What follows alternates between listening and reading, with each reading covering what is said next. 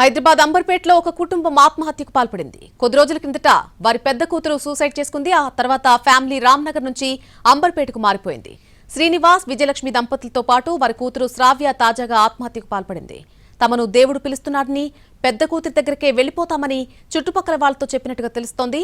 మూఢనమ్మకంతోనే కుటుంబం మొత్తం కూడా ఆత్మహత్యకు పాల్పడినట్టుగా స్థానికులు అనుమానిస్తున్నారు.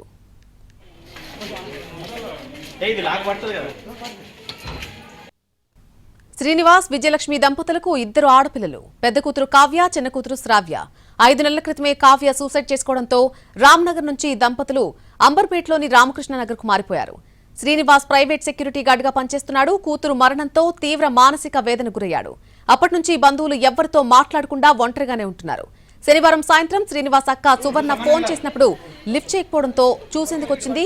ఎంత పిలిచినా తలుపు తీయకపోవడంతో ఇంట్లో నుంచి దుర్వాసన వస్తుండటంతో పోలీసులకు సమాచారం ఇచ్చారు. పోలీసులు గది తలుపులు తెరిచి చూస్తే ముగ్గురు ఉరివేసుకుని చనిపోయి ఉన్నారు.